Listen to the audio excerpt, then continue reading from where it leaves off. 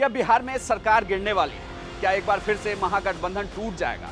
क्या नीतीश कुमार फिर पलटी मारेंगे? इस तरीके के तमाम सवाल आपके जहन में भी आने लगे होंगे जब से चंद्रशेखर का विवाद शुरू हुआ है, या यूं कहें कि महाराष्ट्र में एनसीपी के टूटने के बाद जेडीयू के विधायकों के भी टूटने की खबर आई। नमस्कार, मैं हूं इंद्र मोहन, आप देख रहे हैं बिहार। अब इस खबर को आप दो तरीके से समझिए कि आखिर जेडीयू में टूट होगी क्यों और जेडीयू के टूट होने से फायदा किसे होगा। महाराष्ट्र में पूरा प्रकरण अलग था, यानी कि जब एनसीपी के विधायक टूटे तो वो सरकार का ही हिस्सा बने, लेकिन बिहार में अगर जेडीयू टूटती है तो वहां सरकार नहीं बन सकती, क्योंकि जो नंबर का गेम है उस नंबर के गेम में जेडीयू सबसे महत्वपूर्ण पार्टी है, यानी कि बिना जेडीयू के पूरे विधायकों के सरकार बनाना मुश्किल है। लेकिन ये कहा जा रहा है कि इसके पीछे का खेल बड़ा है। ये भी कहा जा रहा है सूत्रों के हवाले से, या यूं कहें कि जो जानकारियां निकल कर आ रही है या जो बातचीत है उसमें ये कहा जा रहा है कि एक फॉर्मूला है जिसमें सरकार बन जा सकती है, लेकिन क्या तेजस्वी उस फार्मूले के लिए हामी भरेंगे? क्या लालू यादव हामी भरेंगे? वो भी उस वक्त जब विपक्षी एकता की बैठक भी आने वाले दिनों में बेंगलुरु में होने वाली है। लगातार नेता बैठेंगे, लोकसभा चुनाव 2024 की चर्चा करेंगे, जो कि पटना का सेशन बहुत सफलतापूर्वक रहा। वहां नीतीश ने टास्क काफी अच्छे से किया, लेकिन अब बारी बेंगलुरु की।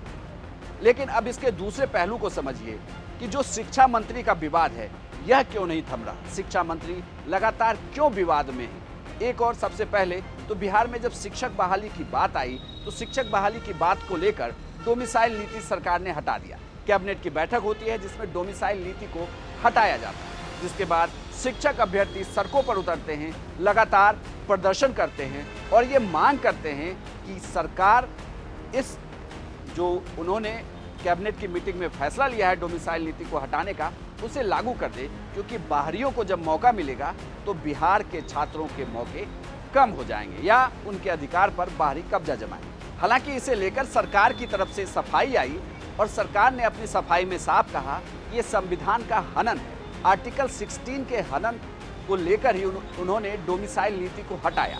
लेकिन इससे ये लगता है दूसरी ओर कि पार्टियां दबाव में हैं, यानी कि ना तो आरजेडी चाहती थी और ना ही जेडीयू चाहती थी कि इस तरीके से कोई बात हो शिक्षक अभ्यर्थियों की बहाली को लेकर, क्योंकि आने वाले दिनों में चुनाव होना। लेकिन फिर भी एक सरकार की तरफ से फैसला हुआ और फैसला होने के बाद विवाद बढ़ गया। अब ये दो विवाद हैं जिससे लेकर ये कहा जा रहा है कि जेडीयू और आरजेडी के बीच तकरार है, क्योंकि आरजेडी के पार्टी के नेता लगातार शिक्षा मंत्री चंद्रशेखर का सपोर्ट कर रहे हैं, वहीं जेडीयू के नेता अधिकारी के पाठक का सपोर्ट कर रहे हैं। अब ऐसे में देखना होगा कि इनकी टकराहट की वजह से क्या गठबंधन पर भी असर होगा।